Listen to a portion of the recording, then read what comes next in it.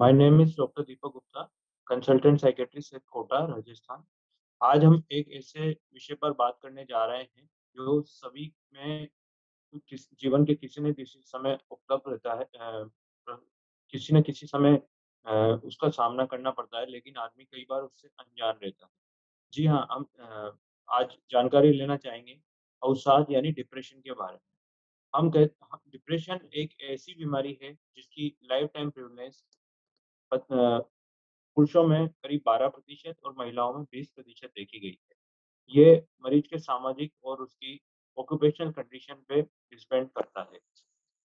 Depression के जो प्रमुख लक्षण होते हैं, उसमें है अधिकतर समय सुस्त रहना, होपलेसनेस यानी कि आशाहीन होना, किसी भी वर्क में जिसमें किसी व्यक्ति को पहले आनंद आता था, उसमें आनंद की अनुभूति नहीं हो पाना, लैक ऑफ एनर्जी यानी कि अपने आप को ऊर्जाहीन महसूस करना, नींद में डिस्टर्बेंस, नींद अधिक या कम हो जाना, एकाग्रता में कमी होना, अपने आप को तुच्छ समझना और आत्मग्लानि महसूस होना। ये सभी ऐसे लक्षण हैं जो कि डिप्रेशन के सामान्य से लक्षण हैं। इन सभी लक्षणों का लगभग अगर 2 वीक तक किसी व्यक्ति विशेष में उपस्थित रहें, तो उसको डिप्रेशन का नाम हम देते हैं बीमारी। अब हम ये देखेंगे कि डिप्रेशन आखिर होता क्यों है? डिप्रेशन के मुख्यतः 4 कारण हैं, जिसमें हम देखते हैं कि आनुवंशिक कारण, दूसरा स्ट्रेस हार्मोन, तीसरा ब्रेन की जो केमिस्ट्री होती है, ब्रेन में उपस्थित जो रसायन होती है, उनमें डिस्टर्बेंस होना और चौथा है cognitive cycle of A brain. तो हम जहाँ तक जेनेटिक्स आनुवंशिकता की बात करते हैं, तो ये देखा गया है कि जो अ, आनुवंशिकता किसी भी व्यक्ति के अगर परिवार में उसके पूर्वजों में ये बीमारी रही हो, तो उसमें भी ये बीमारी होने के चांसेस बढ़ जाते हैं। दूसरा जो मुख्य कारण है वो स्ट्रेस हार्मोन, जो ब्रेन में हाइपोथैलेमिक पिट्यूटरी एड्रिनल एक्सिस होता है, वो एक मुख्य हार्मोन स्रावित करता है जिसको हम कोर्टिसोल कहते हैं। तो ये देखा गया है कि जो डिप्रेशन के मरीज होते हैं, उनमें कोर्टिसोल का लेवल हायर मिलता है। तीसरी जो चीज़ है वो है ब्रेन न्यूरोट्रांसमीटर, जो कि बायोलॉजिकल कारण है, सबसे मुख्य कारण है। अधिकतर डिप्रेशन के जो मरीज होते हैं, उनमें सेरोटोनिन का लेवल कम मिलता है। ये 4 मुख्य कारण हैं, जेनेटिक कारण, स्ट्रेस हार्मोन का कम हो जाना, बढ़ जाना, ब्रेन में उपस्थित रसायन और कॉग्निटिव साइकिल। ये 4 जो cognitive aspects of a patient, ये चारों मुख्य कारण हैं, जिनमें से अगर एक भी कारण उपस्थित हो, तो मनुष्य कोई भी डिप्रेशन या अवसाद से ग्रसित हो सकता है। आगे हम देखेंगे कि डिप्रेशन में अगर डिप्रेशन बढ़ जाता है, तो किस-किस तरह के लक्षण मरीज में आ सकते हैं। इनमें जो है वो सबसे इम्पोर्टेंट मैंने अभी ज़िक्र किया था कि बार-बार खुद को नुकसान पहुँचाने की मनुष्य कोशिश करे या फिर सुसाइडल थॉट्स आने लगे उनको। तो हम ऐसे लोगों को कैसे पहचानें? जो वार्निंग साइन्स क्या हैं सुसाइडल थॉट्स के? पेशेंट अपने आप में होपलेस, आशाहीन महसूस करने लग जाए। पेशेंट कुछ इस तरह के दर्द, इमोशनल पेन और फिजिकल पेन से ग्रसित हो जाए कि वो उससे दूर नहीं हो पा रहे हों। पेशेंट का अधिकतर ध्यान हमेशा मौत की ही तरफ हो और पेशेंट अधिकतर आत्मग्लानि महसूस होता हो। तो ये कुछ वार्निंग साइन्स हैं जिनमें हम समय से पूर्व किसी भी मरीज में देखकर उसको हम एक सहायता देकर मरीज की जान को बचा सकते हैं।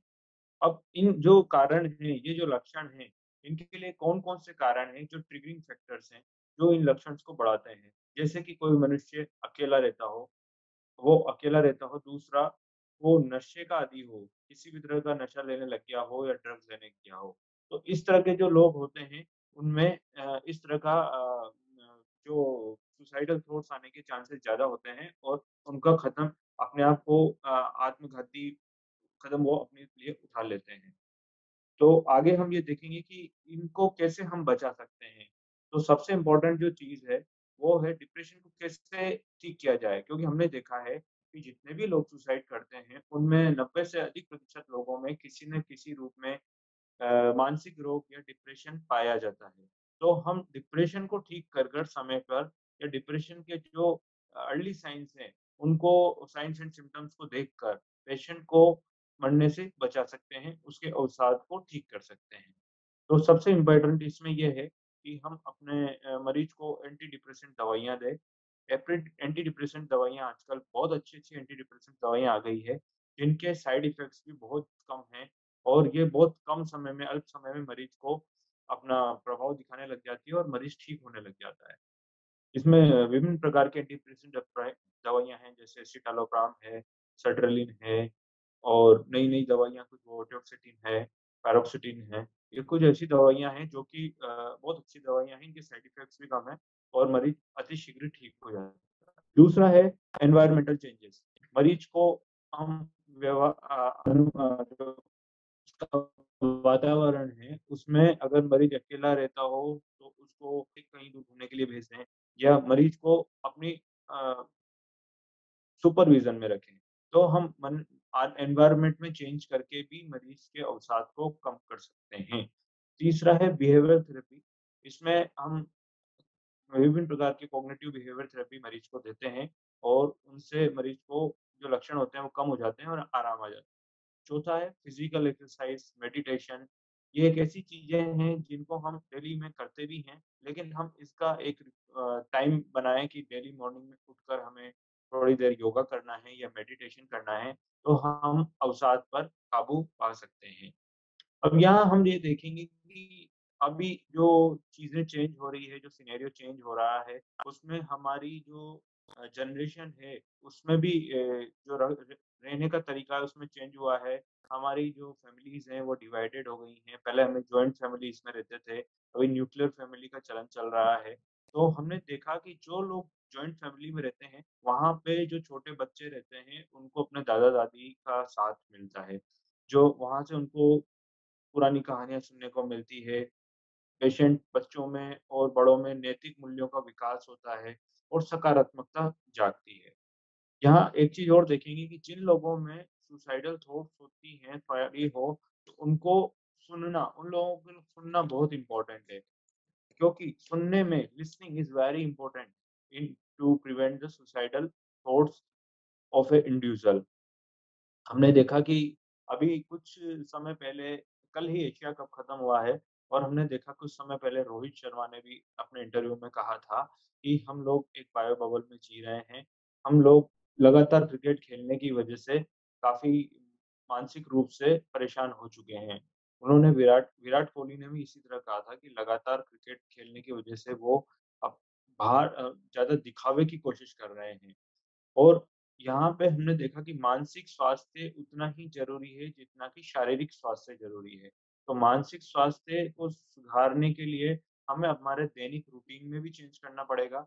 हम जो आजकल डिफरेंट टाइप ऑफ गैजेट्स को यूज़ में ले रहे हैं, उनको भी हमें नियमित रूप से उनका कम यूज़ में लेना पड़ेगा। क्योंकि हमने देखा है कि डिजिटल अनुशासन very important for a prevent the episodes of depression और in curing of depression। हमने देखा कि जो 2 से 5 साल तक के बच्चे हैं, उनको भी जब आजकल माँ खाना-पीना खिलाती है या खुद व्यस्त होती है, तो मोबाइल हाथ में पकड़ा देती है और उनको उनका जो डिजिटल टाइम है, स्क्रीन टाइम है, वो बढ़ता जा रहा है। ये देखा गया है कि 5 से साल तक के बच्चे का स्क्रीन टाइम 1 घंटे से ज़्यादा नहीं होना चाहिए। वहीं बड़े लोग हैं, उनको भी 2 घंटे से ज़्यादा अपना स्क्रीन टाइम नहीं रखना चाहिए। लेकिन कोविड टाइम में हमारे बीच मोबाइल का यूज़ बहुत बढ़ गया है, हमारा स्क्रीन टाइम बहुत बढ़ गया है। सब बच्चों ने क्लासेस अपनी मोबाइल पे ली, वेबिनार्स अटेंड की, सेमिनार्स अटेंड की, जो भी उन्होंने अटेंड किया डिजिटली हम काफ़ी डिजिटली एक्टिव हो गए हैं। उसकी वजह से हमारी सोचने-समझने की क्षमता में कमी आई है, हमारी तर्क क्षमता में कमी आई है। यहाँ पे हमें एक ये देखना पड़ेगा कि एक नो टेक ज़ोन हम घर में बनाएँ। नो टेक ज़ोन का मतलब है कि जब भी हम घर पर हैं, तो कुछ एक ऐसे एरियाज़ हों, जैसे बेडरूम है या किचन है, उसमें लेडीज़ मोबाइल का यूज़ नहीं लें। बेडरूम में हम हैं, तो हम मोबाइल का यूज़ नहीं लें। हम अपना स्क्रीन टाइम को कम करें, क्योंकि जैसे-जैसे हम अपने स्क्रीन टाइम को कम करेंगे, हमारा कॉन्फिडेंस लेवल बढ़ता जाएगा। स्क्रीन टाइम बढ़ने से कॉन्फिडेंस लेवल में कमी आ जाती है। एक शेड्यूल ऐसा बनाएँ, जिसमें हम अपने वाईफ़ाई को भी बंद कर सकते हैं। हमने देखा है कि मेलाटोनिन एक ऐसा हार्मोन है जो केवल रात में सीक्रेट होता है। ये ब्रेन में सीक्रेट होता है और ये नींद का हार्मोन कहलाता है। जो लोग रात में ज़्यादा मोबाइल पर रहते हैं, रात में स्टडीज़ करते हैं या फिर ज़्यादा सोशल मीडिया पर एक्टिव रहते हैं, उनका नींद का चक्र खराब हो जाता है, उनमें चिड़चिड़ापन आ जाता है, उनमें कॉन्फिडेंस लेवल उनका कम हो जाता है। तो इन सब से हम सुधार करना चाहिए, हमें एक डिजिटल अनुशासन का पालन करना चाहिए, हमें कम से कम स्क्रीन टाइम करना चाहिए, छोटे बच्चों को कम से कम मोबाइल दें, अपना जो जब हम बच्चों के साथ रहें, तो हम बच्चों के साथ ही रहें, अपने मोबाइल को अपने से दूर रखें। घर में एक नो टेक ज़ोन बनाएँ, जिसमें कि हम मोबाइल को यूज़ में नहीं लें, अपना स्क्रीन टाइम हम कम करें। इसको कम करने से हमारा कॉन्फिडेंस लेवल बढ़ जाएगा। घर में एक वाईफ़ाई जो है उसको शेड्यूल ऑफ ऑन करें वाईफ़ाई को, क्योंकि वाईफ़ाई अगर ऑन रहेगा तो कोई न कोई परिवार का सदस्य नेट का यूज़ में लेता रहेगा। दूसरा, नींद के लिए आदर्श टाइम रात का ही होता है। जो लोग दिन में सोते हैं और रात में जगते हैं, वो उनमें डिप्रेशन होने की संभावनाएँ ज़्यादा होती हैं। और सबसे इम्पोर्टेंट जो है, सुसाइड्स को रोकने के लिए हम अर्ली साइन्स अभी हमने बताए थे कि उनको पहचान कर ऐसे लोगों से कनेक्ट हों। कनेक्ट होने के बाद हम उनसे बात करें, कम्युनिकेट करें और उनकी केयर करके सुसाइड को, आत्महत्या को जो लोग पहुँच जाते हैं, उनको रोकें। अब जो सबसे इम्पोर्टेंट है कि how to reduce this type of thinking in people और how to reduce depressive thoughts और सुसाइडल थॉट्स। तो कि तो इसमें फर्स्ट थिंग जो है वो है तनाव की बातों को दिल में ना रखें। जो भी चीज़ हमें तनाव दे रही है, उसको दिल में ना रखें, उसको हम शेयर करें। शेयर करने से तनाव कम हो जाता है, जब भी हम वेंटिलेट होते हैं, तो तनाव कम हो जाता है। दूसरी चीज़ है अपने शौक को नहीं छोड़ें। हमारी आदतें होती थी पहले हम क्रिकेट खेलते थे या बैडमिंटन खेलते थे या कैरम बोर्ड खेलते थे या किसी भी तरह की एक्टिविटीज़ हम करते थे जो कि हमें फिज़िकली एक्टिव रखती थी, वो अब सब बंद हो गई है। कोई लोग लेटर लेटर राइटिंग लिखता था, हम पोस्ट कार्ड लिखते थे, अंतर्देशीय पत्र लिखते थे, वो अब सब बंद हो गया है। तो यहाँ मैं कहना चाहूँगा कि कोई भी मनुष्य जो कि तनावग्रस्त है, वो अपने शौक को नहीं छोड़े, अपना शौक को पूरा करता रहे। सुबह जल्दी उठने की कोशिश करें, योगा करें, एक्सरसाइज़ करें। सबसे इम्पोर्टेंट चीज़ है अपनी क्षमता को पहचानें। आज के इस भागती दौड़ में हम अपनी क्षमता को अगर पहचानें तो किसी भी तरह से तनावग्रस्त नहीं होंगे।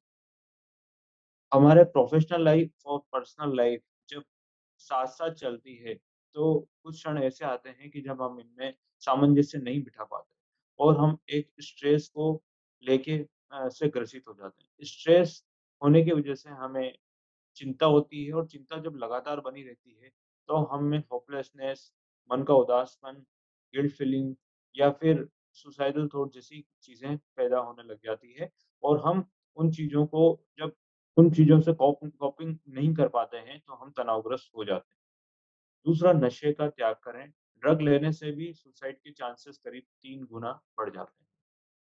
ये सब मैंने अभी आपको डिप्रेशन की बताया। अब कुछ ऐसी कम्युनिटीज़ है जिसमें डिप्रेशन बहुत कॉमन होता है, जैसे पोस्टपार्टम पीरियड।